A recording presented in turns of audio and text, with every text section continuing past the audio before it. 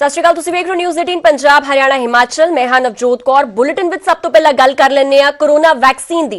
तां माघी दी संगरांद तो बाद कोरोना खिलाफ एक वड्डी जंग छेड़न जा रही है। केंद्र सरकार 16 जनवरी तो शुरू होवेगी टीकाकरण दी मुहिम। प्रधानमंत्री मोदी वल्लों वैक्सीन दी तैयारियां ते समीक्षा की गई है। 3 करोड़ फ्रंट लाइन वर्करां और सेहत मुलाजमां नूं पहल दे आधार ते टीकाकरण किया जाएगा और 16 जनवरी तो शुरू होवेगी देश दे विच टीकाकरण दी एक वड्डी मुहिम। लोहड़ी, माघी दी संगरांद और पोंगल तो बाद शुरू होवेगा टीकाकरण। कल मुख्यमंत्रियों दे नाल भी गलबात करनगे प्रधानमंत्री। ते कल वख-वख सूबियां दे मुख्यमंत्रियों दे नाल प्रधानमंत्री दी बैठक होण जा रही है। वीडियो कॉन्फ्रेंसिंग दे राहीं ये मीटिंग की जाएगी जिस दे नाल सूबियां दे विच किस तरह टीकाकरण दी मुहिम नूं अगे लेके जाना है उस ते पूरी विचारा कीतियां जाणगियां। ते तुहानूं दस दी कि 16 जनवरी तो वड्डी टीकाकरण दी मुहिम शुरू होण जा रही है और एक तरह इस बार कोरोना वायरस के खिलाफ जंग छेड़ दी गई है। भारत के सेहत विभाग वालों कुछ दिन पहला ही भारत दियां 2 वैक्सीन्स नूं अप्रूवल मिलिया सीगा और उस तो बाद हुण 16 जनवरी तो टीकाकरण की मुहिम शुरू होण जा रही है। पीएम मोदी वालों वैक्सीन दी तैयारियां की पूरी समीक्षा की गई जिस दे विच सब तो पहला 3 करोड़ फ्रंट लाइन वर्कर और सेहत मुलाजमां नूं पहल दी जाएगी। यानी कि सब तो पहला टीकाकरण की जिहड़ी प्रक्रिया है वह इन्हां ते ही होवेगी। यानी कि जिहड़े 3 करोड़ फ्रंट लाइन वर्कर ने और सेहत मुलाजम ने, क्योंकि कोरोना वायरस की अगर गल करिए तो कोविड-19 के दौर दे विच सब तो पहला जिहड़े वॉरियर दे वजों काम कर रहे सी वो सेहत कर्मचारी ही सन ते उन्हां दी सुरक्षा वास्ते ही सब तो पहला उन्हां नूं ही टीकाकरण दिता जावेगा।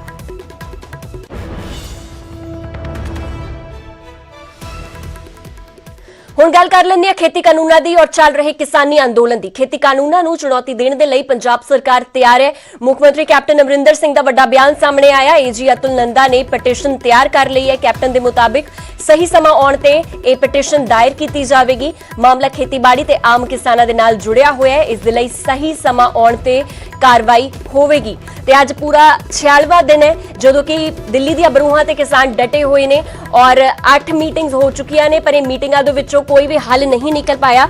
और जिहड़ी सब तो वड्डी मंग किसानां वल्लों कीती जा रही है, किसान आगूआं वल्लों जो मंग रखी गई टेबल टॉक डायलैक्ट दे दौरान वो यही सी कि 3 खेतीबाड़ी कानूनां नूं सिरे तो खारिज कर देना चाहिए, रद्द कर देना चाहिए। उस दे विच किसी तरह की सोच की कोई जरूरत नहीं है क्योंकि जेकर वो खेतीबाड़ी कानून इन्ने ही सही हुंदे ते उस दे विच सोच की भी लोड़ ना पैंदी। तां आ जिहड़ियां तमाम मंगां ने किसान आगूआं वल्लों एक आम किसान वल्लों इस वेले रखियां जा रही है और उस दौरान ही मुख्यमंत्री कैप्टन अमरिंदर सिंह का वड्डा बयान सामने आया जिस दे विच उन्होंने कहा कि एजी अतुल नंदा ने एक पटिशन तैयार की है और खेती कानूनां नूं चुनौती देण दे लई पंजाब सरकार हुण तैयार हो चुकी है।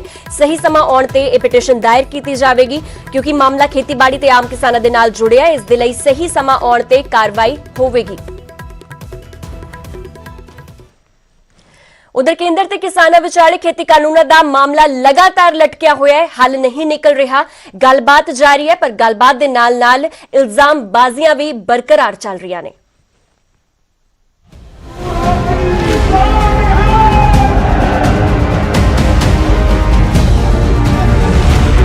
केंद्रीय खेती कानूनां नूं लैके किसान ते केंद्र आमो सामने खड़े ने। दोवें धिरां दे विचाले चर्चा भी जारी है। केंद्र सरकार ते किसान गलबात कर रहे हैं पर इस विचाले बीजेपी ते किसानां दे विचाले चिक्कड़ उछाली हो रही है। पंजाब बीजेपी के आगू हरजीत गरेवाल ने किसान लीडरां ते वड्डा इल्जाम लाया। गरेवाल का दावा है कि किसान लीडर मसले का हल चाहुंदे ही नहीं, वो खुद 5 स्टार होटलों का आनंद लै रहे हैं जबकि गरीब किसान सड़क ते मर रहे हैं। मैनूं अफसोस आ कि वो किसान तो सड़कों पर पे आ, ट्रालियां च ने, सर्दी च ने और इस सर्दी च डेली 1-2 जाना चली जांदियां। ये जाके 5 स्टार होटलों च रहिंदे आ जिहड़े किसान नेता ने। इन्हां दा किसानां नाल किन्ना कुछ जुड़ाव है तुसीं समझ लो। 10-10 हज़ार रुपए का कमरा वो कित्थों आ रहा, क्यों रह रहे हैं, क्यों नहीं उन्हां किसानां च बैठते जाके, ये कोई अलग हो गए ने। गरेवाल के बयान से किसान आगुआं ने भी तिखा प्रतिक्रम दिता है। किसान आगुआं ने कहा कि बीजेपी आगुआं का दिमागी संतुलन विगड़ गया है। असीं इस बारे बीजेपी की केंद्रीय लीडरशिप नूं दस्सिया सी कि वो अपने लीडरां ते लगाम लावे। ਤੁਹਾਡੇ ਲੀਡਰਾਂ ਦੀ ਜ਼ੁਬਾਨ ਨਹੀਂ ਹੁੰਦੀ ਬੰਦ, ਇਹਨਾਂ ਨੂੰ ਸੰਭਾਲ ਲਓ, ਪੰਜਾਬ ਦਾ ਮਾਹੌਲ ਖਰਾਬ ਹੋ ਜੂ। ਜੇ ਅਸੀਂ ਆਪਣਾ ਮੂੰਹ ਖੋਲ ਦਿੱਤਾ ਤਾਂ ਇਹਨਾਂ ਨੂੰ ਮੁਸ਼ਕਲਾਂ ਖੜੀਆਂ ਹੋ ਜਾਣਗੀਆਂ। ਇਸ ਕਰਕੇ ਜੇ ਏਡੀਆਂ ਬਚਗਾਨਾ ਗੱਲਾਂ ਇਹਨਾਂ ਦੇ ਲੀਡਰਾਂ ਨੇ ਕਰੀ ਜਾਣੀ ਹੈ, ਸਾਨੂੰ ਮਜਬੂਰ ਨਾ ਕਰੋ ਵੀ ਅਸੀਂ ਇਹਨਾਂ ਬਾਰੇ ਕੁਝ ਕਹੀਏ। ਉਹਨਾਂ ਨੂੰ ਸੁੱਕ ਕੇ ਦਿੱਤਾ ਵੀ ਉਹ ਇਕੱਲੇ ਰਹਿਣ। ਕਿਸਾਨ ਆਗੂ ਇੰਨੇ ਲੱਖਾਂ ਲੋਕਾਂ ਦੇ ਲੀਡਰ ਨੇ ਰਹਿ ਸਕਦੇ ਨੇ, ਰਹਿਣ ਨਾਲ ਉਹਦੇ ਨਾਲ ਕੀ ਹੋ ਜਾਊਗਾ ਮੈਨੂੰ ਤਾਂ ਦੱਸੋ ਗੱਲ। ਹੁਣ ਮੈਂ ਮੇਰਾ ਐਕਸੀਡੈਂਟ ਹੋਇਆ, ਬਲਵੀਰ ਰਾਜ ਵਾਲਾ ਮੇਰਾ ਖਿਆਲ 80 ਸਾਲ ਦੇ ਨਵੇਂ ਲੱਗਿਆ ਗਾ, ਸਾਰੀ ਬੁੱਢੀ ਲੀਡਰਸ਼ਿਪ ਹੈ, ਟਰਾਲੀਆਂ 'ਚ ਵੀ ਪੈਂਦੇ ਆ, ਜਾ ਕੇ ਕਮਰੇ 'ਚ ਨਹਾਉਂਦੇ ਵੀ ਆ, ਉੱਥੇ ਫਲੈਕਸ ਜਾਂਦੇ ਆ, ਦੂਜੇ ਨੂੰ ਬੈਠੀ ਦਾ ਨਹੀਂਗਾ। ਇਹ ਭਾਜਪਾ ਦੇ ਆਗੂ ਆ ਕੁਛ ਜਿਨ੍ਹਾਂ ਦਾ ਦਿਮਾਗ ਹਿੱਲਿਆ ਹੋਇਆ, ਪਤਾ ਉਹਨਾਂ ਨੂੰ ਅਸੀਂ ਕਿੱਥੇ ਰਹਿੰਦੇ ਆ। ਸਾਡਾ ਜਿਹੜਾ 5 ਸਟਾਰ ਹੋਟਲ ਆ PV 10 DM ਗੱਡੀ 6143, ਇਹ ਮਨਜੀਤ ਨੇਰ ਦੀ ਗੱਡੀ ਆ, ਸਿੰਘੂ ਬਾਰਡਰ ਤੇ 10 ਦਿਨ ਇਸ ਗੱਡੀ 'ਚ ਪਿਆ ਰਿਹਾ। ਮਸਲਾ ਹੱਲ ਨਾ ਹੋਣ ਪਿੱਛੇ ਦੋਵੇਂ ਧਿਰਾਂ ਇੱਕ ਦੂਜੇ ਨੂੰ ਜ਼ਿੰਮੇਵਾਰ ਦੱਸ ਰਹੀਆਂ ਨੇ। ਦੋਵੇਂ ਪਾਸਿਆਂ ਤੋਂ ਇਲਜ਼ਾਮ ਤਰਾਸ਼ੀਆਂ ਹੋ ਰਹੀਆਂ ਨੇ। ਅੰਦੋਲਨ ਸਿਰਫ ਸੜਕ ਤੇ ਹੀ ਨਹੀਂ, ਜ਼ੁਬਾਨੀ ਵੀ ਲੜਿਆ ਜਾ ਰਿਹਾ ਹੈ ਅਤੇ ਇਹ ਇੱਕ ਮਾਈਂਡ ਗੇਮ ਵੀ ਹੈ। ਦਿੱਲੀ ਤੋਂ ਪੰਕਜ ਕਪਾਹੀ ਦੇ ਨਾਲ ਨਪਿੰਦਰ ਬਰਾੜ, ਅਰਸ਼ਦੀਪ ਅਰਸ਼ੀ, ਨਿਊਜ਼ 18। ਤਾਂ ਇਲਜ਼ਾਮਬਾਜ਼ੀਆਂ ਦਾ ਦੌਰ ਜਾਰੀ ਹੈ। ਬੀਜੇਪੀ ਲੀਡਰਾਂ ਵੱਲੋਂ ਵੱਖ-ਵੱਖ ਇਲਜ਼ਾਮ ਜਿਹੜੇ ਨੇ ਉਹ ਕਿਸਾਨ ਆਗੂਆਂ ਤੇ ਮੜੇ ਜਾ ਰਹੇ ਨੇ। ਉਧਰ ਅਕਾਲ ਤਖਤ ਸਾਹਿਬ ਦੇ ਜਥੇਦਾਰ ਕਿਸਾਨਾਂ ਨੂੰ ਸੰਜਮ ਵਰਤਣ ਦੀ ਅਪੀਲ ਕਰ ਰਹੇ ਨੇ। ਨਾਲ ਹੀ ਕੇਂਦਰ ਤੋਂ ਵੀ ਮੰਗ ਕੀਤੀ ਹੈ ਕਿ ਮਸਲੇ ਦਾ ਹੱਲ ਜਲਦੀ ਹੋਵੇ। ਇਹ ਭਾਰਤ ਦੇ ਕਿਸਾਨਾਂ ਦਾ ਮਸਲਾ ਹੈ ਔਰ ਕਾਨੂੰਨ ਦੇ ਨਾਲ ਸੰਬੰਧਿਤ ਮਸਲਾ ਹੈ, ਕਿਉਂਕਿ ਖੇਤੀ ਬਿੱਲ ਜਿਹੜੇ ਭਾਰਤ ਸਰਕਾਰ ਨੇ ਪਾਸ ਕੀਤੇ ਨੇ ਉਹਨਾਂ ਦੀ ਕਿਸਾਨ ਜਿਹੜੇ ਭਾਰਤ ਦੇ ਵਿਰੋਧਤਾ ਕਰ ਰਹੇ ਆ। ਇਹ ਕੋਈ ਸਿੱਖ ਰਹਿਤ ਮਰਿਆਦਾ ਨਾਲ ਸੰਬੰਧਿਤ ਜਾਂ ਕੋਈ ਕੌਮੀ ਸਿੱਖ ਧਰਮ ਦਾ ਜਿਹੜਾ ਮਸਲਾ ਨਹੀਂ ਹੈ ਤੇ ਨਾ ਹੀ ਕਿਸੇ ਸਿਧਾਂਤਕ ਵਖਰੇਵੇਂ ਨਾਲ ਸੰਬੰਧਿਤ ਕੋਈ ਮਸਲਾ ਹੈ। ਇਸ ਕਰਕੇ ਇਸ ਮਸਲੇ ਦਾ ਹੱਲ ਜਿਹੜਾ ਹੈ ਉਹ ਕਿਸਾਨ ਆਗੂਆਂ ਨੇ ਤੇ ਕੇਂਦਰ ਸਰਕਾਰ ਨੇ ਆਪਸੀ ਗੱਲਬਾਤ ਦੇ ਰਾਹੀਂ ਮਿਲ ਬੈਠ ਕੇ ਕਰਨਾ ਹੈ ਔਰ ਜਿੰਨੀ ਜਲਦੀ ਇਸ ਮਸਲੇ ਦਾ ਹੱਲ ਕੀਤਾ ਜਾ ਸਕਦਾ ਹੈ ਕੇਂਦਰ ਸਰਕਾਰ ਵੱਲੋਂ ਉਹਨੂੰ ਕਰਨਾ ਚਾਹੀਦਾ ਹੈ, ਕਿਉਂਕਿ ਲੰਬੇ ਸਮੇਂ ਤੋਂ ਕਿਸਾਨ ਜਿਹੜਾ ਹੈ ਉਹ ਸੜਕਾਂ ਦੇ ਉੱਤੇ ਬੈਠਾ ਹੈ। ਹਾਂ, ਸ੍ਰੀ ਅਕਾਲ ਤਖਤ ਸਾਹਿਬ ਵੱਲੋਂ ਪਹਿਲੋਂ ਵੀ ਕਈ ਵਾਰ ਅਸੀਂ ਅਪੀਲਾਂ ਕੀਤੀਆਂ ਨੇ ਕਿ ਕਿਸਾਨ ਜਥੇਬੰਦੀਆਂ ਨੂੰ, ਕਿਸਾਨਾਂ ਨੂੰ ਹਰ ਤਰ੍ਹਾਂ ਦਾ ਸਹਿਯੋਗ ਦਿੱਤਾ ਜਾਏ ਤੇ ਹੁਣ ਵੀ ਸਾਡਾ ਸਹਿਯੋਗ ਰਹੇਗਾ। ਕਿਸਾਨੀ ਅੰਦੋਲਨ ਦੇ ਵਿਚਕਾਰ ਸੂਬੇ ਤੋਂ ਲੈ ਕੇ ਦਿੱਲੀ ਤੱਕ ਸਿਆਸਤ ਪੂਰੀ ਗਰਮਾਈ ਹੋਈ ਹੈ ਔਰ ਚਿੱਠੀਆਂ ਲਿਖਣ ਦਾ ਦੌਰ ਵੀ ਲਗਾਤਾਰ ਜਾਰੀ ਹੈ। ਲੋਕ ਇਨਸਾਫ ਪਾਰਟੀ ਦੇ ਪ੍ਰਧਾਨ ਸਿਮਰਜੀਤ ਬੈਂਸ ਨੇ ਮੁੱਖ ਮੰਤਰੀ ਨੂੰ ਇੱਕ ਚਿੱਠੀ ਲਿਖੀ। ਕਾਨੂੰਨਾਂ ਦੇ ਮੁੱਦੇ ਤੇ ਸਰਬ ਪਾਰਟੀ ਮੀਟਿੰਗ ਬੁਲਾਈ ਜਾਵੇ। ਬੈਂਸ ਵੱਲੋਂ ਆਪਣੀ ਚਿੱਠੀ ਦੇ ਰਾਹੀਂ ਮੁੱਖ ਮੰਤਰੀ ਕੈਪਟਨ ਅਮਰਿੰਦਰ ਸਿੰਘ ਨੂੰ ਅਪੀਲ ਕੀਤੀ ਗਈ ਹੈ ਔਰ ਰਾਸ਼ਟਰਪਤੀ ਨੇ ਹਾਲੇ ਤੱਕ ਮੁਲਾਕਾਤ ਦਾ ਸਮਾਂ ਨਹੀਂ ਦਿੱਤਾ ਹੈ, ਇਸ ਲਈ ਅਗਲੀ ਰਣਨੀਤੀ ਦੇ ਲਈ ਇਹ ਮੀਟਿੰਗ ਬੁਲਾਈ ਜਾਵੇ। ਬੈਂਸ ਵੱਲੋਂ ਆਪਣੀ ਚਿੱਠੀ ਦੇ ਵਿੱਚ ਇਹ ਗੱਲ ਲਿਖੀ ਗਈ ਹੈ। ਤੁਹਾਨੂੰ ਦੱਸ ਦਈਏ ਕਿ ਸਿਆਸਤ ਇਸ ਵੇਲੇ ਪੂਰੀ ਤਰ੍ਹਾਂ ਗਰਮਾਈ ਹੋਈ ਹੈ ਔਰ ਲਗਾਤਾਰ ਵਿਰੋਧੀ ਇੱਕ ਦੂਜੇ ਤੇ ਪਲਟਵਾਰ ਕਰ ਰਹੇ ਨੇ ਔਰ ਵਾਰ ਪਲਟਵਾਰ ਦਾ ਸਿਲਸਿਲਾ ਵੀ ਜਾਰੀ ਹੈ, ਪਰ ਉਸ ਦੌਰਾਨ ਚਿੱਠੀਆਂ ਲਿਖ ਕੇ ਵੀ ਇੱਕ ਦੂਜੇ ਨੂੰ ਸੁਝਾਅ ਦਿੱਤੇ ਜਾ ਰਹੇ ਨੇ। ਤਾਂ ਲੋਕ ਇਨਸਾਫ ਪਾਰਟੀ ਦੇ ਪ੍ਰਧਾਨ ਸਿਮਰਜੀਤ ਬੈਂਸ ਨੇ ਮੁੱਖ ਮੰਤਰੀ ਨੂੰ ਇੱਕ ਚਿੱਠੀ ਲਿਖੀ ਔਰ ਕਾਨੂੰਨਾਂ ਦੇ ਮੁੱਦੇ ਤੇ ਸਰਬ ਪਾਰਟੀ ਮੀਟਿੰਗ ਬੁਲਾਈ ਜਾਵੇ। ਰਾਸ਼ਟਰਪਤੀ ਦੇ ਨਾਲ ਰਾਸ਼ਟਰਪਤੀ ਨੇ ਹਾਲੇ ਤੱਕ ਮੁਲਾਕਾਤ ਦਾ ਸਮਾਂ ਨਹੀਂ ਦਿੱਤਾ, ਇਸ ਲਈ ਅਗਲੀ ਰਣਨੀਤੀ ਕੀ ਹੋਵੇਗੀ ਉਸ ਬਾਰੇ ਵੀ ਪੂਰੀ ਚਰਚਾ ਆਲ ਪਾਰਟੀ ਮੀਟਿੰਗ ਦੇ ਵਿੱਚ ਕੀਤੀ ਜਾ ਸਕਦੀ ਹੈ। ਤਾਂ ਬੈਂਸ ਵੱਲੋਂ ਇੱਕ ਸੁਝਾਅ ਕੈਪਟਨ ਅਮਰਿੰਦਰ ਸਿੰਘ ਨੂੰ ਚਿੱਠੀ ਦੇ ਰਾਹੀਂ ਦਿੱਤਾ ਗਿਆ ਹੈ।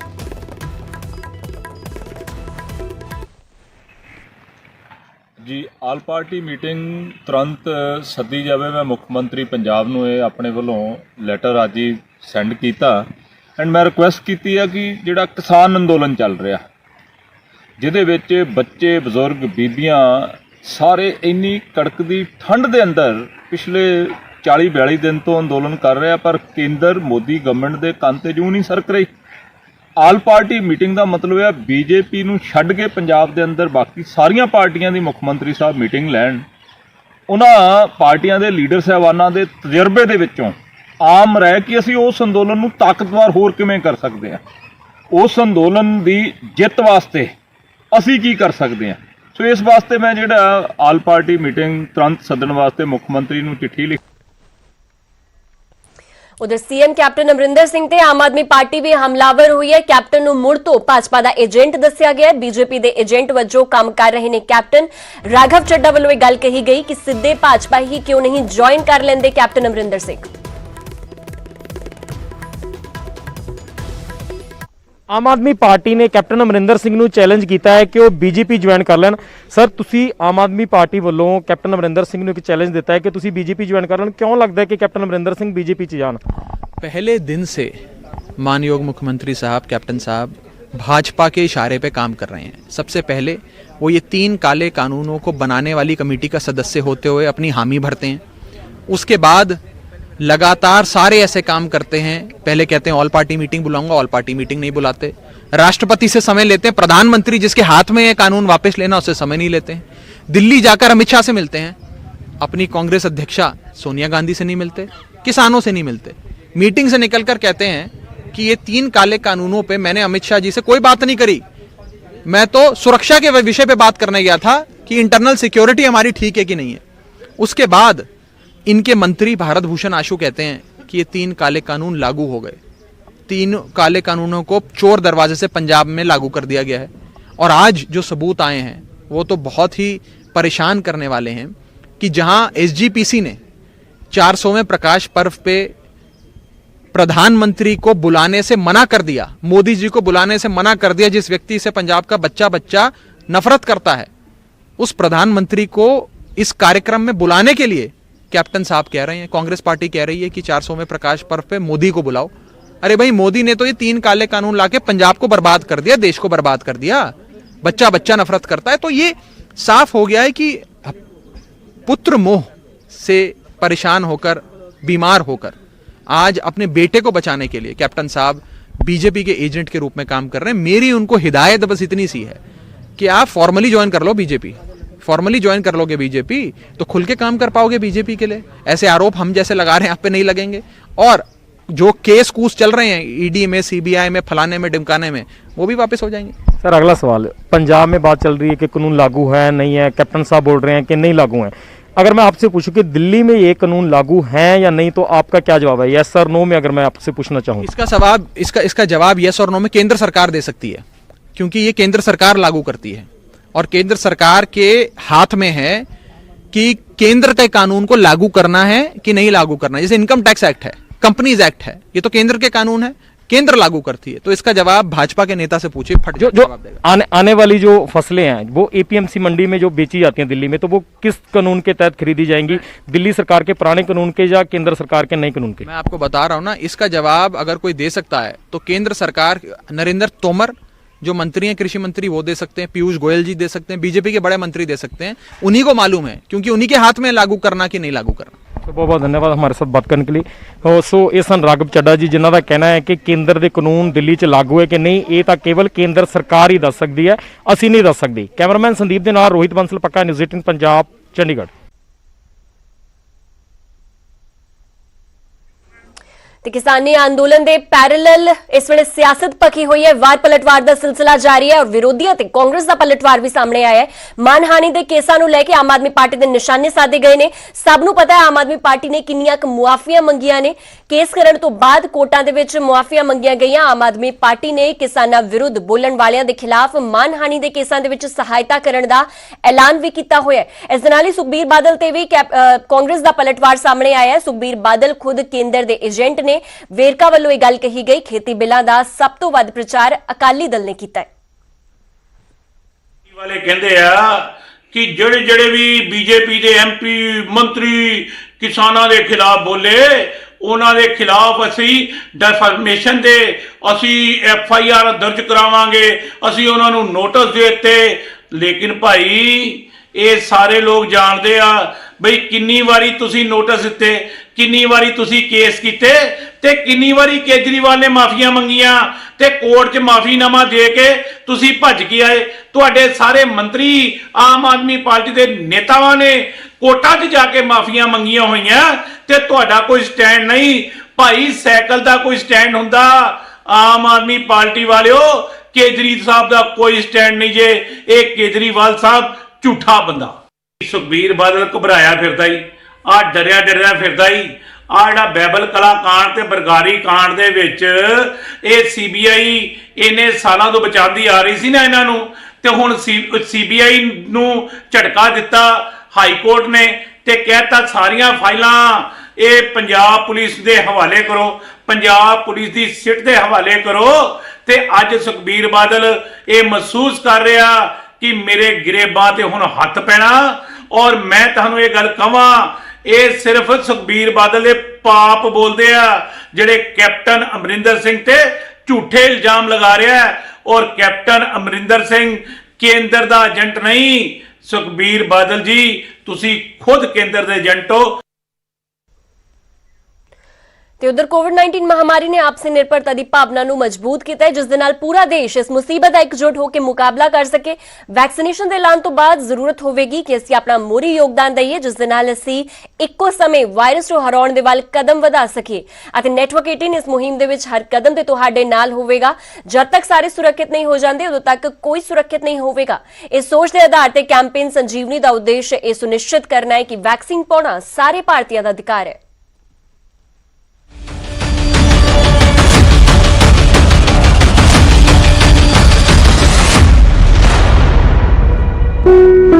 ਇੱਕ ਵਾਰ ਫਿਰ ਤੋਂ ਸਵਾਗਤ ਹੈ। ਲਗਾਤਾਰ ਗੱਲ ਕਰ ਰਹੇ ਹਾਂ ਕਿਸਾਨੀ ਅੰਦੋਲਨ ਦੀ ਤੇ ਕਿਸਾਨ ਅੰਦੋਲਨ ਦਾ ਅਸਰ ਹੁਣ ਵਪਾਰ ਤੇ ਵੀ ਪੈਣਾ ਸ਼ੁਰੂ ਹੋ ਗਿਆ ਹੈ। ਅੰਮ੍ਰਿਤਸਰ ਦੀ ਹੋਟਲ ਇੰਡਸਟਰੀ ਤੇ ਕਿਸਾਨ ਅੰਦੋਲਨ ਦੀ ਮਾਰ ਦੇਖਣ ਨੂੰ ਮਿਲ ਰਹੀ ਹੈ। ਦੇਖੋ ਰਿਪੋਰਟ।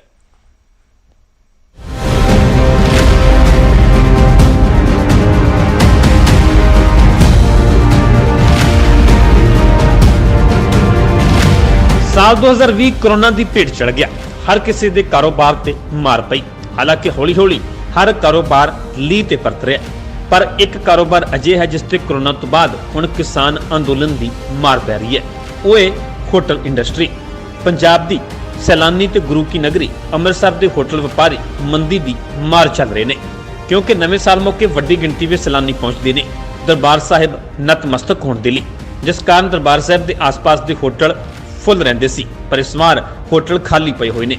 ਹੋਟਲ ਮਾਲਕਾਂ ਨੇ ਕਿਹਾ ਇੱਕ ਤਾਂ ਦੂਜੇ ਸੂਬਿਆਂ ਤੋਂ ਆਉਣ ਵਾਲੀਆਂ ਟ੍ਰੇਨਾਂ ਬੰਦ ਨੇ, ਅੰਤਰਰਾਸ਼ਟਰੀ ਉਡਾਣਾਂ ਬੰਦ ਨੇ ਤੇ ਹੁਣ ਕਿਸਾਨ ਅੰਦੋਲਨ ਦੇ ਕਾਰਨ ਵਪਾਰ ਤੇ ਮੰਦੀ ਹੈ। ਜਿੱਥੇ ਫਾਰਮਰਸ ਦਾ ਹੋਇਆ ਉੱਥੇ ਕੋਵਿਡ-19 ਦਾ ਵੀ ਸਾਡੇ ਉੱਤੇ ਬੜਾ ਅਸਰ ਹੋਇਆ। ਫਾਰਮਰ ਦਾ ਪ੍ਰੋਟੈਸਟ ਸ਼ੁਰੂ ਹੋ ਗਿਆ ਔਰ ਪ੍ਰੋਟੈਸਟ ਕਰਕੇ ਸਾਨੂੰ ਜਿਹੜੀ ਆਸ ਵੱਜੀ ਸੀ ਵੀ ਸ਼ਾਇਦ ਨਵਾਂ ਸਾਲ ਸਾਡੇ ਖੁਸ਼ੀਆਂ ਭਰਾ ਚੜੂਗਾ, ਸਾਡੇ ਬਿਜ਼ਨਸ ਨੂੰ ਕੋਈ ਫਾਲੋ ਅਪ ਕਰਨਗੇ, ਲੋਕ ਸਾਡੀ ਜਗ੍ਹਾ ਆਉਣ ਦੀ ਬਜਾਏ ਲੋਕ ਸਾਰੇ ਹੀ ਹਿਮਾਚਲ ਪ੍ਰਦੇਸ਼ ਤੇ ਉੱਤਰਾਖੰਡ ਦੇ ਜਿੰਨੀਆਂ ਵੀ ਸਾਡੀਆਂ ਪਹਾੜੀਆਂ ਇਲਾਕਾ ਸੀ ਸਾਰੇ ਚਲੇ ਗਏ। ਇਹ ਇਸ ਵੇਲੇ